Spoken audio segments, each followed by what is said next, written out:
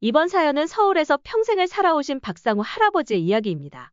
이 사연을 들으시고 느끼신 점이나 박상우 할아버지를 위해 해주실 말씀이 있으시면 무엇이든 댓글로 남겨주세요. 그럼 바로 이야기를 시작하겠습니다. 저는 박상우입니다.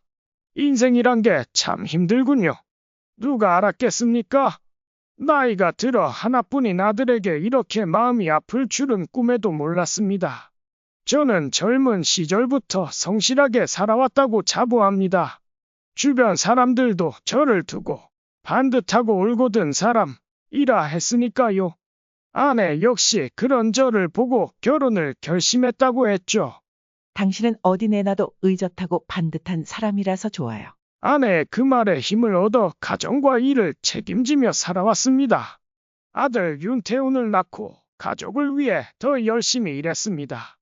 가난한 삶은 싫었기에 막노동부터 용달 화물 운송까지 가리지 않고 뛰어다녔습니다. 그러다 고깃집을 열게 되었고 처음에는 가게 자리가 좋지 않아 어려웠지만 10년, 20년이 흐르며 상권이 발전하면서 가게는 명당 자리에 자리 잡게 되었습니다. 덕분에 가족을 안정적으로 부양할 수 있었고 그때 느꼈던 가장으로서의 책임감은 이루 말할 수 없었습니다. 하지만 세월이 흐르고 아들 윤태훈에 대한 걱정이 커지기 시작했습니다. 아들이 공부에 흥미를 붙이지 못하고 대학도 중도에 자퇴한 후 방황을 거듭했죠. 차라리 혼자 방황하는 것만으로 끝났다면 좋았을 텐데 어느 날 여자 사진을 들이밀며 엄마, 아빠, 저 이 여자와 결혼할 거예요. 라며 결혼을 하겠다고 선언했습니다. 충격이었습니다. 더군다나 여자친구가 임신을 했다는 사실은 우리를 더욱 당황스럽게 만들었습니다. 여자친구 최하늘은 보육원 출신의 고아였고 뱃속에 우리 아들의 아이가 있다는 사실에 당황스러웠지만 그 아이를 외면할 수도 없었습니다. 아내와 저는 한동안 침묵 속에서 고민했습니다. 이 결혼을 허락해야 할까? 아내는 우리 아들의 방황이 더 커질까 염려했고 결국 그들을 결혼시키고 우리 곁에 두는 것이 차라리 낫다고 결론을 내렸습니다. 윤태훈과 최하늘은 부모의 허락을 받고 결혼을 준비하게 되었고 우리는 가게에서 일을 가르치며 아들을 조금이라도 더 책임감 있는 사람으로 키우고자 했습니다. 아내와 저는 그들의 미래가 불안했지만 그들을 지켜보며 언젠가는 우리 아들이 제대로 사람 구실을 할 수 있을 것이라는 희망을 품었습니다. 그래, 좀 그렇다면 내가 책임을 져야지. 둘이 결혼하거라. 제 말에 윤태훈이는 들듯이 기뻐하더군요. 하지만 그게 끝이 아니었습니다. 좋아할 게 아니야. 이제부터 너는 최하늘랑 곧 태어날 아이를 위해 살아야 해. 내 인생은 이제부터 가족을 위해서야. 알겠니? 네, 아빠. 이제부터 정말 열심히 살겠습니다. 윤태훈이는 결심한 듯 고개를 끄덕였습니다. 목이 칼칼하던 저는 담배를 다시 한번 빨아들이며 결단을 내렸죠. 다음 주부터 우리 가게에 출근해라. 그리고 최하늘, 너도 마찬가지야.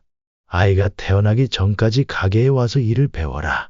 내가 성인으로서 책임지려면 그게 첫걸음이다. 제 말을 듣고 두 사람은 서로를 잠시 바라보더니 고개를 끄덕였습니다. 그리고 그렇게 예상치 못한 동업이 시작됐습니다. 사실 동업이라고 하기보다는 제가 그들을 직원으로 부리기 시작한 거죠. 처음에는 적응하는데 힘들어하고 윤태훈이도 저와 자주 부딪혔습니다. 아빠가 가르쳐주는 건 알겠는데 도저히 스타일이 안 맞아요. 최하늘랑 함께 살아야 해서 그냥 참는 것뿐이지 아니면 나가고 싶어요. 그 말에 잠시 밖에 머물며 담배를 태웠습니다. 서운했죠. 자식을 위해 모든 걸 바쳤는데 녀석은 그 마음을 몰라주니 말입니다. 하지만 모른 척하는 게 최선이라고 판단했습니다. 당시 윤태훈이는 출산 준비에 임신한 아내의 비위를 맞추느라 힘들었고 일까지 배우느라 어디 하나 편할 곳이 없었으니까요. 시간이 지나면서 윤태훈이는 조금씩 적응해 나갔고 일을 잘해 나갔습니다. 돈을 버는 재미를 붙이기 시작한 거죠. 일을 가르치면서 제가 가장 강조한 것은 손님을 대하는 태도였습니다. 손님에게 성심성의껏 대하는 것이 장사의 기본이니까요. 그러던 어느 날 아내가 쓰러졌습니다. 급성 뇌출혈이었고 그 후유증이 클 것이라는 의사의 말에 눈앞이 캄캄해졌습니다. 아내는 병원에 입원했고 그때부터 저는 간병 생활을 시작했습니다. 가게는 아들 내외에게 맡기고 저는 병원에서 아내를 돌봤습니다. 아내가 누워있는 모습을 보니 하늘이 원망스럽더군요. 아내는 그 후로 완전히 아기가 되어버렸습니다. 결국 아내는 제 곁을 떠났고 저는 혼자가 되었습니다.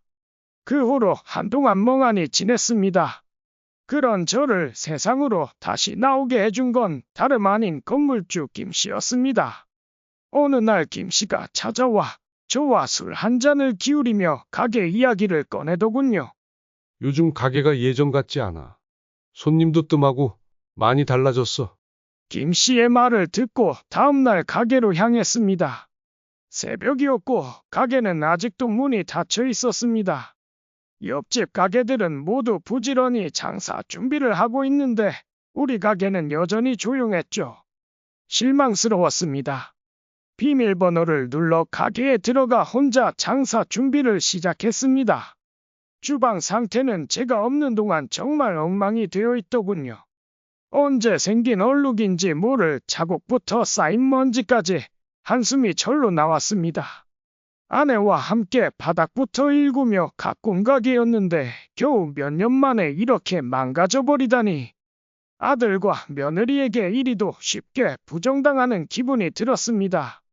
제가 돌아오면 녀석들에게 정신이 번쩍 들게 해야겠다는 생각이 들었죠. 가게를 쓸고 닦고 야채를 다듬는 등 아내와 함께 했던 일을 혼자 하려니 정말 몇 배는 힘들더군요. 아내가 더욱 그리웠고 아들과 며느리의 행동이 답답하게 느껴졌습니다. 사람의 인생에서 꾸준히 돈을 벌 수 있는 가게라는 창구가 있다는 것은 큰 행운인데 그 소중한 창구를 이토록 소홀히 하다니 말입니다. 주방 일을 마치고 손님 테이블을 닦고 있는데 아침 해가 비치면서 가게 문이 열렸습니다. 며느리 최하늘가 들어오더군요. 제가 가게에 혼자 있는 모습을 보고 최하늘은 깜짝 놀라더라고요. 아버님, 어쩐 일이세요? 그 말에 어이가 없었습니다. 제가 만든 가게에 제가 왜 왔냐니. 그 말이 기폭제가 되어 참았던 말들이 터져 나왔습니다. 가게 꼴이 이게 뭐냐? 손님들에게 제대로 대접은 한 거냐? 라고 따졌죠. 하지만 최하늘은 제대로 대답도 하지 못했습니다. 그때 문득 최하늘의 옷차림이 눈에 띄더군요. 새하얀 명품 티셔츠를 입고 있었습니다. 고깃집에서 일하는 사람의 복장은 절대 아니었죠. 갑자기 불길한 예감이 들어서 물었습니다. 여기서 일하는 거 맞니? 그럼요. 제 가게에서 일하죠. 그 순간 가게 문이 다시 열리며 젊은이 넷이 들어왔습니다. 전혀 본 적 없는 얼굴들이었죠. 최하늘에게 누구냐고 물으니 가게 직원들이에요. 손님이 많으니까 사람을 더 쓸 수밖에 없잖아요. 라는 답이 돌아왔습니다. 직원이라니? 그것도 4명이나? 이전에는 저와 아내, 아들, 며느리 4명이서 운영하던 가게였습니다. 2명 정도 고용하는 것은 이해할 수 있지만 4명씩이나 쓰다니요. 최하늘 말에 따르면 점심시간에는 더 많은 직원이 필요해서 2명 더 쓴다고 하더군요. 너와 윤태훈이까지 포함하면 점심시간에만 8명이 일하는 건데 도대체 뭐가 부족하다는 거니? 그러자 최하늘가 그때 저희는 잠깐 나가요. 라고 대답했습니다. 가게 주인이 장사를 안 하고 잠깐 나간다고? 명품 옷을 입고 온 순간부터 느꼈던 불길한 예감이 적중했습니다. 아들과 며느리는 가게를 제대로 돌보지 않고 직원들에게만 맡기고 나가 놀았던 것이죠. 배신감이 몰려왔습니다. 그동안 아내와 제가 정성을 쏟아온 가게가 제 모르는 사이에 무너지고 있다는 생각이 들었습니다. 그날 점심이 되자 손님들이 오기는 했지만 전에 비하면 한참 모자랐습니다. 그나마 온 손님들도 단골이 아니라 그냥 지나가다 들른 사람들이 대부분이었죠. 직원들마저 대충대충 일하고 서비스도 엉망이었습니다. 마침내 아들 윤태훈이 오후 3시쯤 가게에 나타났습니다. 그런데 혼자가 아니라 양복을 입은 2명의 남자를 데리고 왔더군요. 아들이 저를 보고 당황해하며 그 남자들이 인수하러 왔다는 말을 들었을 때 정말 기가 막혔습니다. 모르는 사이에 아들과 며느리가 가게를 팔아넘기려고 했던 겁니다. 내가 무슨 권리로 내 가게를 남에게 넘기겠다는 거냐? 따져 물었죠. 양복쟁이들도 눈치를 보더니 주춤거리며 나가더군요. 그런데 아들이 불만을 터뜨리더군요. 아빠, 이렇게 방해하면 어떻게 해요? 그 사람들 여기까지 데려오느라 얼마나 힘들었는데. 저는 분노를 참으며 아들에게 말했습니다. 너야말로 지금 뭐 하는 거니? 나와 한마디 상의도 없이 이 가게를 팔아넘기겠다는 거냐? 아들은 요즘 장사도 잘 안 된다고 하면서 가게를 팔아서 권리금을 받는 게 낫다고 주장했습니다. 내 가게라고? 그건 큰 착각이다. 이 가게는 내가 사업자 명의를 내게 넘겼다고 해서 내 것이 아니다. 아들은 더 이상 대답하지 못하고 고개를 숙였습니다. 그 순간 저는 깨달았습니다. 아들과 며느리가 가게를 돌보지 않은 것은 결국 돈 때문이었습니다. 가게를 제대로 운영하지도 않으면서 명품을 걸치고 비싼 시계를 차고 다니며 돈에 눈이 멀었던 것이죠. 결국 저는 아들을 나무라며 가게 운영에 대해 다시 가르치기로 결심했습니다. 가게를 아들에게 물려줄 생각은 있었지만 이렇게 무너뜨리게 둘 수는 없었습니다. 한숨이 절로 나왔습니다. 어느덧 중년이 된 아들에게 어떻게 해야 할지 답답했죠. 가게 장사를 마무리하면서 아들을 위해 제가 해줄 수 있는 게 무엇일지 고민했습니다. 결론은 금방 나왔습니다. 제가 세상을 떠나기 전에 윤태훈이가 혼자서도 가게를 잘 운영할 수 있도록 다시 가르치는 것. 부모로서 죽기 전에 해줄 수 있는 유의미한 일이 그것뿐이라고 생각했습니다. 그렇게 하루를 마치고 아들에게 말했습니다. 내일부터 내가 직접 가게에서 뛸 거다. 너도 내일 새벽부터 나와서 기초부터 다시 배워라. 이러다간 모두 망한다. 직원들도 정리해라. 필요한 사람만 남기고. 그러자 아들은 충격을 받은 듯 한참을 저를 바라보다가 오히려 제가 답답하다는 듯 말을 이어갔습니다. 아버지, 적당히 좀 하세요. 가게 운영은 저도 잘하고 있어요. 엄밀히 말하면 이제 이 가게는 제 거나 다름없어요. 더 이상 아버지 소관이 아닙니다. 아들의 말에 심장이 덜컥 내려앉았습니다. 이 가게는 기초부터 제가 만든 가게였습니다.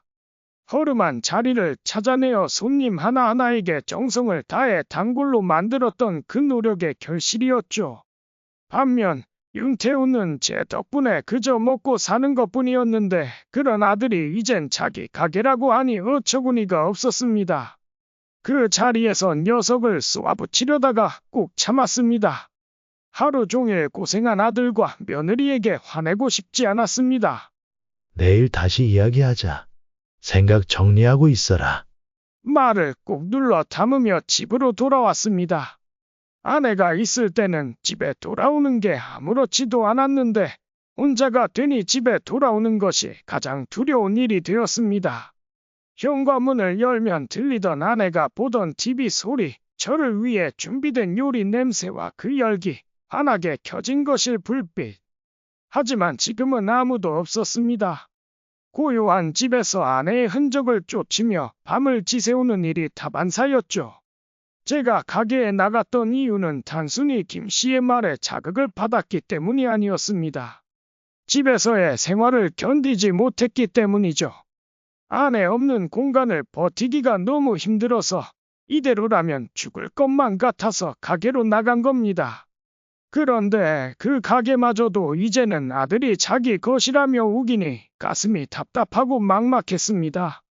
다음 날 새벽 찬 공기를 마시며 가게에 도착했습니다. 그런데 아무리 비밀번호를 눌러도 문이 열리지 않더군요. 순간 좋지 않은 예감이 들었습니다.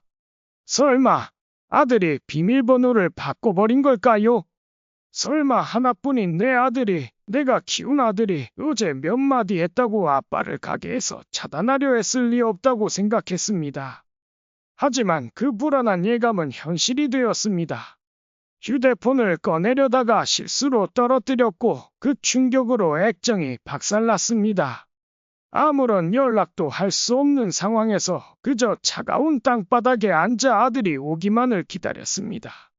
아침 햇살이 비추기 시작할 무렵 윤태훈이와 최하늘가 나타났습니다. 저는 아무 말 없이 그들을 바라보았습니다. 그런데 아들은 제가 있던 것을 보자마자 짜증 섞인 목소리로 말했습니다. 아빠, 여긴 왜 또 와 계신 거예요?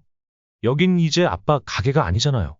저는 화가 나서 아들의 옷깃을 붙잡으며 소리쳤습니다. 한윤태훈, 도대체 왜 이러는 거냐? 내가 너한테 뭘 잘못했다고 이러는 거냐? 그런데 아들은 저를 어이없다는 듯 쳐다보며 냉소적으로 말했습니다. 아빠, 얼마 전에 제 친구들 앞에서 저를 그렇게 망신 주고도 뭘 잘못했냐고요? 걔네 다 제 친구들이에요. 그 사람들이 가게 인수해주겠다고 한 건데 아빠가 망쳤잖아요. 그 순간 저는 모든 게 억울하고 화가 치밀어 올랐습니다. 이건 내 가게다.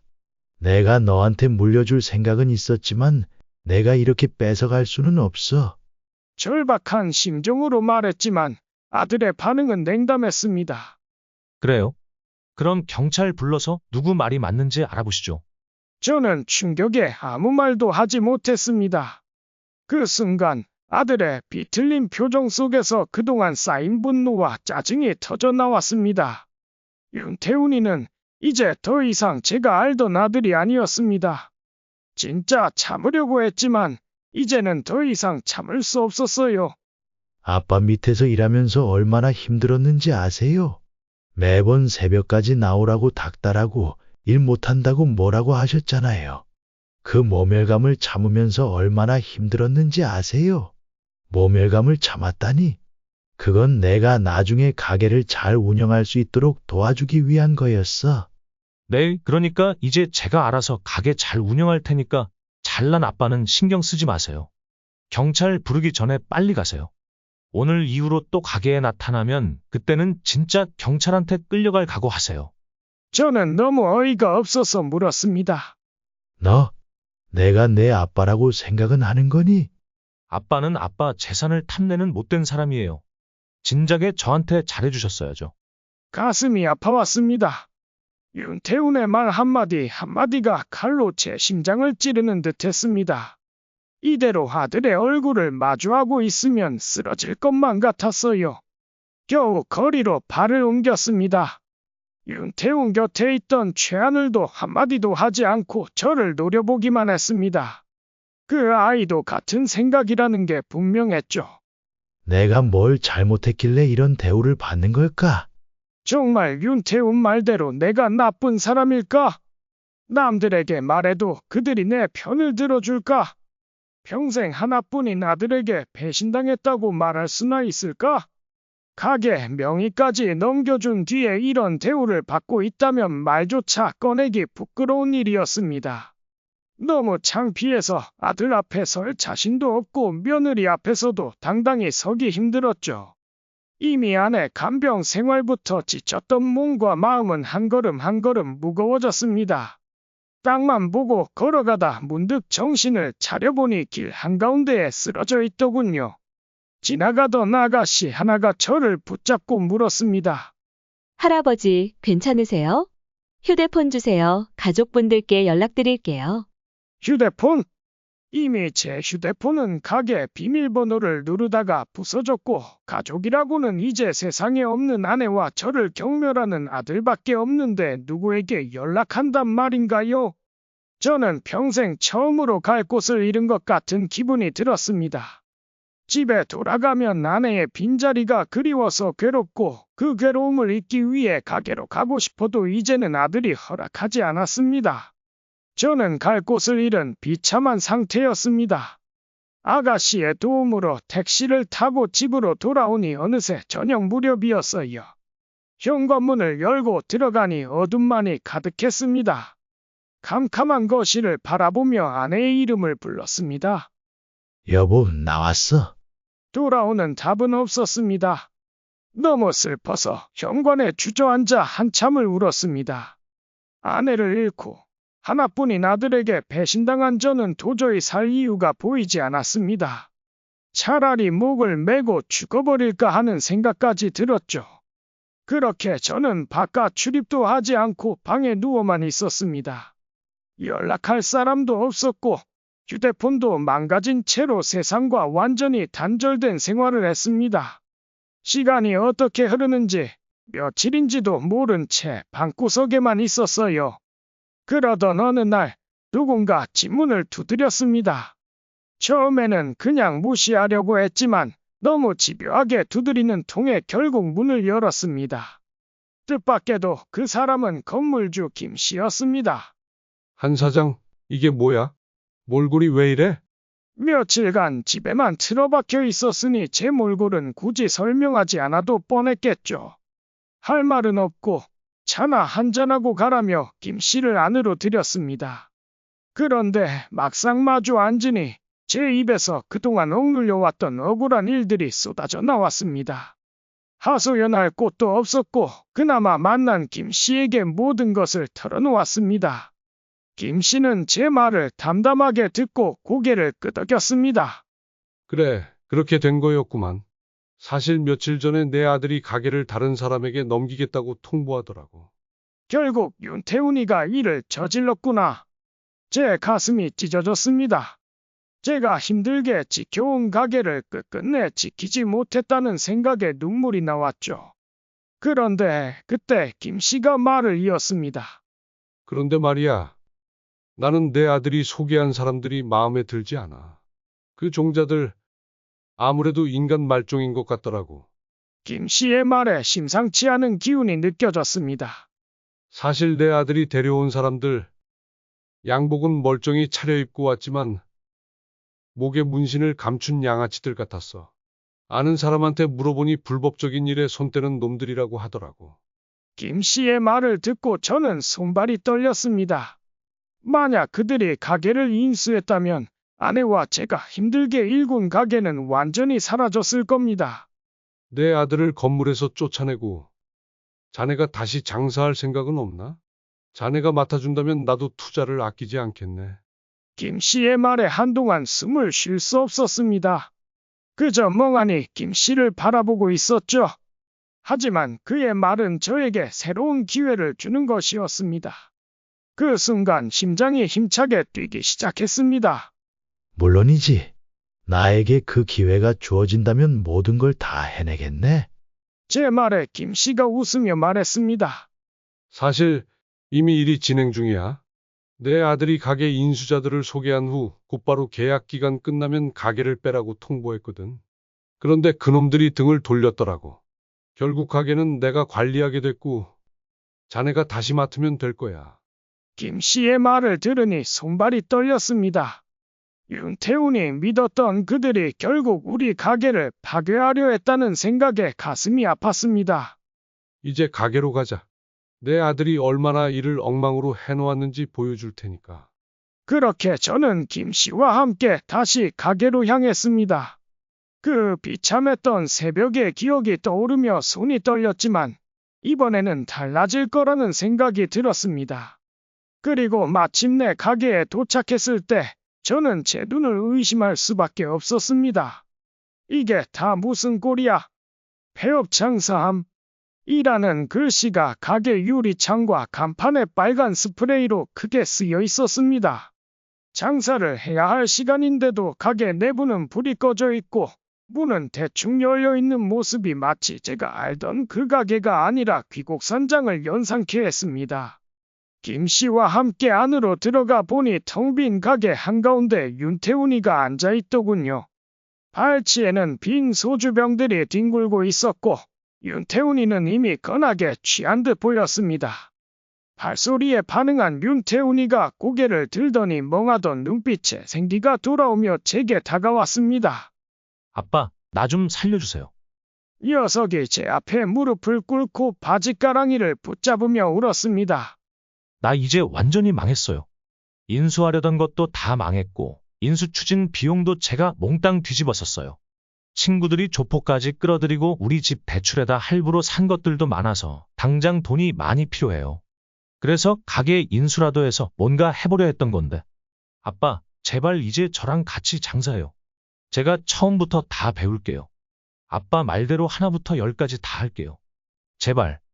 녀석의 절절한 애원을 들으니 가슴이 아팠습니다. 훌쩍 커버린 술에 취한 윤태훈이었지만 왜인지 어린 시절 실수를 하고 용서를 구하던 그때의 윤태훈이 모습이 오버랩됐습니다. 그때 김씨가 나서서 말했습니다. 미리 말하지만 난 자네 아들과 함께 일할 생각은 없네. 김씨의 말에 윤태훈이 저를 올려다보며 눈에 애원이 가득했습니다. 그런 눈빛을 마주하며 제 머릿속엔 수많은 장면이 스쳐 지나갔습니다. 윤태훈이 처음 태어났을 때 방황하던 시절, 그리고 얼마 전 저를 비웃으며 쫓아냈던 모습들. 하지만 그것들은 용서할 수 있었습니다. 진정한 문제는 따로 있었죠. 윤태훈아, 내가 이 가게를 넘기겠다고 했을 때 엄마와 내가 여기서 얼마나 고생했는지 생각해봤니? 당연히 생각해봤죠. 그런 생각을 했다는 애가 내 엄마가 쓰러진 이 가게를 내 엄마의 자취가 남은 이곳을 삼류 깡패들에게 넘기려 했다고. 그리고 날 잔인하게 쫓아내고 죽었는지 살았는지 확인도 안 했던 내가 이제 와서 나한테 뭘 바라는 거냐? 아빠, 그게 아니에요. 나중에 상황이 정리되면 당연히 찾아가려고 했어요. 김씨가 말을 이었습니다. 김씨 말이 아니더라도 난 너와 더 이상 같이 일할 생각이 없다. 내가 빚더미에 올라앉든 며느리랑 함께 고생하든 그건 모두 내가 자초한 일이야. 내가 나에게 했던 말 그대로 돌려주지. 진작에 좀 잘하지 그랬니? 제 말을 들은 윤태훈의 동공이 커지며 이내 소리를 지르며 가게를 마구 때려 부수기 시작했습니다. 김씨와 저는 서둘러 그 자리를 피했습니다. 그 뒤로 1년이 지났습니다. 김씨의 도움 덕분에 저는 같은 자리에서 가게를 그대로 보존하며 다시 오픈할 수 있었습니다. 김씨의 투자로 방치되었던 시설을 보수하고 필요한 부분은 새로 단장했습니다. 직원들도 새로 뽑고 제가 직접 교육시킨 덕분에 처음에는 반신반의하던 손님들의 반응도 점차 좋아졌습니다. 떠나갔던 단골들도 하나둘씩 돌아오기 시작했습니다. 그리고 제 아들 윤태훈이와는 그날 이후로 연락을 끊었습니다. 마지막으로 들었던 소식은 최하늘을 통해서였습니다. 1년 만에 거지꼴이 된 윤태훈이가 가게에 찾아왔다는 이야기를 들었죠. 예전에 명품 옷은 온데간데 없고 초라한 옷차림으로 나타나 당장 먹고 살 돈이 필요하다며 손을 벌렸다는 얘기였습니다. 자신은 굶어도 되지만 하나 있는 손주만큼은 굶기면 안 되지 않겠냐고 말했답니다. 안타까운 마음에 지갑에서 얼마를 꺼내주며 윤태훈의 근황을 물었습니다. 이야기를 들어보니 사채까지 손대다가 빚쟁이들에게 쫓기고 있었답니다. 집에도 들어가지 않은 지 꽤 됐다고 했습니다. 그게 며느리 최하늘와의 마지막이었습니다. 저는 지금 제 삶에 만족합니다. 아내와의 추억이 담긴 소중한 가게를 지켜냈고 무엇보다 제 자신을 지켜냈으니까요. 돌이켜보면 아내를 잃고 나서 스스로를 돌보지 못하고 점점 죽어가고 있었던 제 모습도 몰랐던 것이죠. 김씨는 동업자로 더할 나위 없는 사람입니다. 제 전문성을 존중하고 가게 운영에는 전혀 간섭하지 않으니까요. 가끔 술 한잔하러 가게에 들르는 게 전부죠. 가게는 날로 번창하고 몇몇 업체에서 분점을 내달라는 제안이 거의 매달 들어올 정도입니다. 하지만 마음 아픈 손가락이 없는 건 아니죠. 윤태훈이 아무리 패륜적이고 원망스러운 아들이라 해도 제 자식인 건 변함없으니까요. 하지만 당장 그 녀석이 돌아온다고 해도 받아줄 생각은 없습니다. 녀석의 빚을 갚아줄 생각도 없습니다. 지금 생각해보면 윤태훈이가 무턱대고 임신을 시켜 저희에게 나타났을 때 그때 저희가 녀석 대신 책임져 준 게 문제였던 것 같아요. 남자로서 스스로 문제를 해결하게 했더라면 어땠을까요? 그렇게 해서 부모에 대한 감사와 사회의 무서움을 알게 했더라면 달라졌을지도 모르죠. 그렇지만 이제 딱 거기까지입니다. 저에게 등을 돌린 것도, 아내와 저의 추억이 담긴 가게를 망가뜨린 것도 녀석 자신이었으니까요. 그저 언젠가 하늘이 허락한다면, 그리고 하늘에서 지켜보는 아내가 도와준다면 윤태훈이와 화해할 날이 올지도 모르죠. 그런 마음을 간직한 채 저는 저에게 주어진 삶에 최선을 다하고 있습니다. 사연은 여기까지입니다. 어떠셨나요? 저는 이 사연을 읽으면서 가슴이 절절하고 박상우 할아버지의 용기와 의지에 감탄했습니다. 박상우 할아버지의 사연에 대한 여러분의 생각은 어떠신가요? 무엇이든 댓글로 나눠주시면 좋을 것 같습니다. 즐겁게 시청하셨다면 구독과 좋아요도 부탁드립니다. 감사합니다.